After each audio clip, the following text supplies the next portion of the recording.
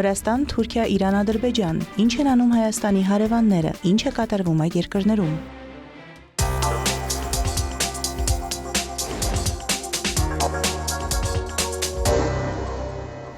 Եվրոպական հանձնաժողովը Վրաստանի ներկայացուցիչներին չի հրավիրել Եվրամիության ընդլայնմանը նվիրված համաժողովին, որը տեղի կունենա հաջորդ շաբաթ Բրյուսելում։ Այս մասին հայտարարել է Եվրոպական հանձնաժողովի ներկայացուցիչ Գիյոմ Մերսիեն Բրյուսելում կայացած ճեպազրույցի ժամանակ։ Եվրամիության ընդլայնման վերաբերյալ ավելի վաղ հրապարակված զեկույցում Եվրոպական հանձնաժողովը հայտարարել է, որ այժմ Վրաստանը համարում է միայն Եվրամիությանն անդամակցության ֆորմալ թեկնածու։ Վրաստանը հրավիրված չէ ընդլայնմանը նվիրված համաժողովին։ Մերսիեն ընդգծել է, որ Եվրոպական հանձնաժողովը Վրաստանին մեղադրում է ժողովրդավարական նորմերից եւ եվրոպական արժեքներից հետ կանգնելու համար։ Եվրամիության ընդլայնման աջակցության Եվրոպական հանձնաժողովի համաժողովը կայանա նոյեմբերի 18-ին Բրյուսելում տեխնացու պետությունների ներկայացուցիչների մասնակցությամբ։ Այսօր Բրյուսելը հեռացել է Եվրոպական համագործակցության հիմքում ընկած հիմնարար արժեքներից։ Այս տեղաշարժը հանգեցրել է վրաց ժողովրդի դեմ ուղղված բախման տոնի, հարձակումների եւ հռետորաբանության, ասել է Վրաստանի խորհրդարանի խոսնակ Շալվա Պապուաշվիլին։ Նրա խոսքով երկխոսության փոխարեն Բրյուսելը կարծես նախընտրում է բախումը։ Մեկ անգամ եւս խոսնակը հաստատեց, որ Բրյուսելը ինքն է դադարեցրել գործընթացը 2024 թվականի հունիսին։ Նրանք խոստովանեցին, որ վարել են ապա տեղեկատվական արշավ եւ տարածել կեղծ նարատիվներ, ենթադրելով, որ Վրաստանի կառավարությունը դադարեցրել է ինտեգրման ուղին։ Սա եւս մեկ խոստովանություն է, որ Բրյուսելը ընտրել է բախումը երկխոսության փոխարեն, հստակ շեղում եվրոպական արժեքներից։ Պապուաշվիլու խոսքով Բրյուսելը չի կարողանում պահպանել այն հիմնարար սկզբունքները, որոնց վրա պետք է հիմնված լինեն եվրոպական արժեքները, եւ սա ներկայիս հարաբերությունների հիմնական խնդիրն է։ Մեր արժեքներն են հարգանքը, թե ազգային, թե ժողովրդավարական ինքնիշխանության նկատմամբ, օրենքի գերակայության եւ մարդու իրավունքների պաշտպանությունը։ Ցավոք, Բրյուսելը շեղվել է այս սկզբունքներից բոլոր 4 ոլորտում։ Այն հրաժարվում է ճանաչել վրաց ժողովրդի ինքնիշխանությունը, ընտրելու սեփական կառավարություն, չի ճանաչում մեր իրավունքը մշակելու եւ իրականացնելու մեր սեփական օրենսդրությունը եւ անտեսում է եվրոպական արժեքների հիմքում ընկած հիմնական սկզբունքները։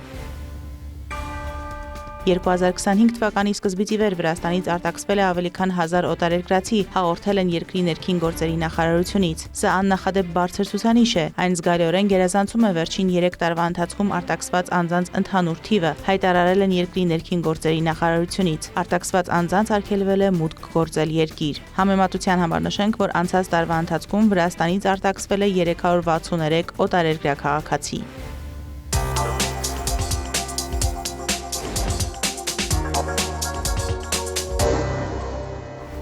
Վրաստանի տարածքում կործանվել է Ադրբեջանից Թուրքիա ուղևորվող C-130 թուրքական ռազմական բեռնատար ինքնաթիռը։ Թուրքիայի ռազմական գերատեսչությունից նշել են, որ կործանված ինքնաթիռում եղել է Պաշտպանության նախարարության 20 աշխատակից, այդ թվում օդանավի անձնակազմը։ Ոչ ոք չի փրկվել։ Թուրքիայի ռազմաօդային ուժերի կործանված ինքնաթիռում է եղել նաև ռազմաօդային ուժերի շտաբի պետ Իլքեր Այկուտը։ Ինքնաթիռը տեղափոխել է F-16 կործանիչների մեխանիկական մասեր։ Ադրբեջանական լրատվամիջոցները տեղեկացրել են, որ ինքնաթիռում եղել են մասնագետներ, որոնք սպասարկել են նոյեմբերի 8-ին Բաքվում կայացած ռազմական շքերթին մասնակցած F-16 կործանիչները։ Ինքնաթիռում պայթուցիկ նյութեր կամ սարքեր չեն եղել, միայն F-16 ինքնաթիռի պահեստամասեր։ Թուրքիան Վրաստան է ուղարկել Աքինչի անվամբ անօդաչու թռչող սարք վթարի վայրը դիտարկելու համար։ Նույն անօդաչու թռչող սարքը 2024 թվականին օգտագործվել է Իրանի նախագահական ուղղաթիռի վթարից հետո որոնումների համար։ Մասնագետները նշում են, որ ինքնաթիռի կորպուսի վրա արտաքին ազդեցության հետքեր չեն եղել։ Ադրբեջանը, Թուրքիան եւ Վրաստանը ստեղծել են համատեղ միջազգային խումբ Վրաստանում թուրքական C-130 ինքնաթիռի կործանման հետաքննության համար։ Հայտնաբերվել է կործանված թուրքական ինքնաթիռի սև արկղը, որի ուսումնասիրությունը հավանաբար լույս կսփռի վթարի պատճառների վրա։ Թուրքիային ցավակցություն են հայտնել ՆԱՏՕ-ի գլխավոր քարտուղարը, Կատարը, Ղազախստանը, Պակիստանը, Իտալիան, Էստոնիան, Լիտվան, Ռումինիան, Ֆրանսիան, Ռուսաստանը, Նիդերլանդները, Հունաստանը, Գերմանիան, Ուկրաինան եւ այլ երկրներ։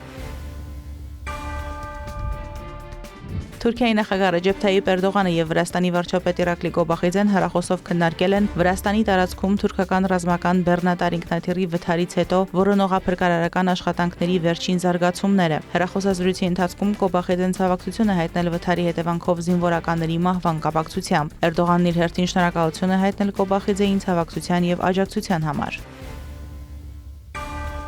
Ստամբուլի դատախազությունը պահանջել է պաշտոնանկ եղած քաղաքապետ Էքրեմ Իմամօղլուին պատասխանատվության ենթարկել լիազորությունների չարաշահման 142 քրեական գործով։ Գլխավոր դատախազը 3900 էջից բաղկացած մեղադրական ակտ է ներկայացրել դատարան, որում Իմամօղլուն գլխավոր մեղադրյալն է։ Ի թիվս այլ մեղադրանքների քաղաքապետին ներկայացվել են հանցավոր խմբավորման ստեղծման, կոռուպցիայի 12 դրվագով, փողերի լվացման եւ խարդախության 7 դրվագներով մեղադրանքներ։ Դատական գործընթացը կսկսվի այն ժամանակ, երբ դատարանն ընդունի մեղադրական եզրակացությունը եւ նշանակվի դատավարության օրը։ Եթե Իմամօղլուն մեղավոր ճանաչվի բոլոր կետերով, նրան սպառնում է 2352 տարվա ազատազրկում։ Իմամօղլուն ձերբակալվել է 2025 թվականի մարտի 19-ին հակակոռուպցիոն հետաքննության շրջանակում։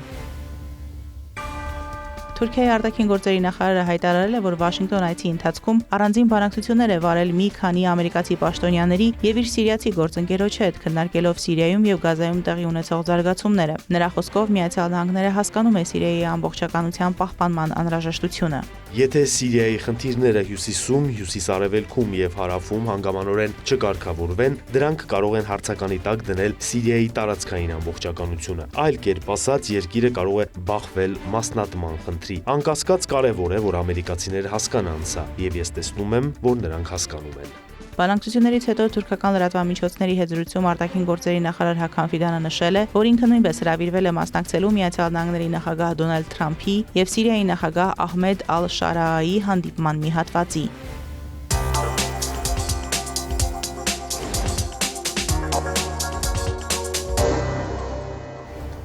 Իրանը նախկինի նման ձգտում է Իսլամական Հանրապետության միջուկային ծրագրի հարցում տարաձայնությունների հաղթահարման շուրջ համաձայնության հասնել, այդ մասին հայտարարել է Իրանի արտաքին գործերի փոխնախարար Սաիդ Խաթիբզադեն, ելույթ ունենալով Աբու Դաբիի ռազմավարական բանավեճ կոչվող քաղաքական խորհրդաժողովում։ 12-օրյա ագրեսիայից հետո Իրանը դուրս չի եկել միջուկային զենքի չտարածման մասին պայմանագրից հենց այն պատճառով, որ մենք մտադիր ենք հասնել խաղաղ միջուկային համաձայնության։ Իրանի իշխանությունները կշարունակեն քաղաքացիական միջուկային ծրագրի զարգացումը։ Դա Իսլամական Հանրապետության համար արժանապատվության հարց է։ Խաթիբզադեն ընդգծել է, որ Թեհրանը պատրաստ է աշխարհին ապացուցելու, որ չի ձգտում միջուկային զենք ստանալ։ Միևնույն ժամանակ Իրանի արտաքին գործերի փոխնախարարը հայտարարել է, որ իրանական կողմը Վաշինգտոնից ստանում է հակասական հաղորդագրություններ իր միջուկային ծրագրի շուրջ բանակցությունների վերաբերյալ։ Բեմում մենք լսում ենք մի բան, կուլիսներում մեկ այլ բան, ասել է նա։ Իրանի Իսլամական հեղափոխության պահապանների կորպուսի ավիատիեզերական ուժերի անօդաչու սարքերի մասնագետները զինված ուժերի նվաճումների ցուցահանդեսի ժամանակ փորձարկել են Շահեդ 161 անօդաչու թռչող սարքը, հաղորդում է Մեհրը։ Անօդաչու սարքը ստեղծվել է Իսլամական հեղափոխության պահապանների կորպուսի ավիատիեզերական ուժերի կողմից եւ կարող է տարբեր առաքելություններ իրականացնել։ Սարքի առավելագույն թռիչքի հեռավորությունը 150 կիլոմետր է, թռիչքի տևողությունը 2 ժամ, բարձրությունը մոտ 8 կիլոմետր, իսկ առավելագույն արագությունը 135 կիլոմետր ժամ։ Շահեդ 161 անօդաչու սարքը կարող է կրել մինչև 50 կիլոգրամ զանգվածով 2 ռումբ։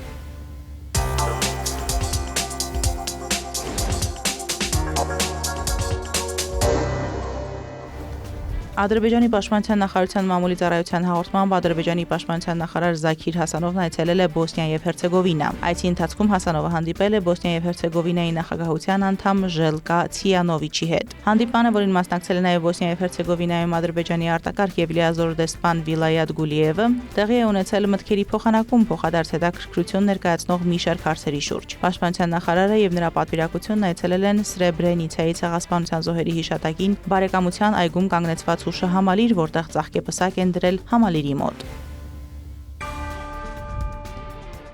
Թուրքիայի փոխնախագահ Ջևդեթ Յիլմազը եւ Ադրբեջանի վարչապետ Ալի Ասադովը հեռախոսազրույց են ունեցել։ Ջևդեթ Յիլմազն այս մասին հայտարարել է X-ի իր էջում։ Զրույցի ընթացքում կողմերը քննարկել են Վրաստանում Թուրքիայի ռազմաօդային ուժերի ռազմական տրանսպորտային ինքնաթիռի կործանման դեպքը։ Ալի Ասադովն իր ցավակցությունն ու աջակցությունն է հայտնել Անկարային եւ ընդգծել, որ Բաքուն ուշադիր հետևում է իրավիճակին։ Ջևդեթ Յիլմազը շնորհակալություն է հայտնել Ասադովին ադրբեջանական ժողովրդի անունից ցավակցության եւ համերաշխության համար։ Մարոտ Հարվերդյան, հարևաններ։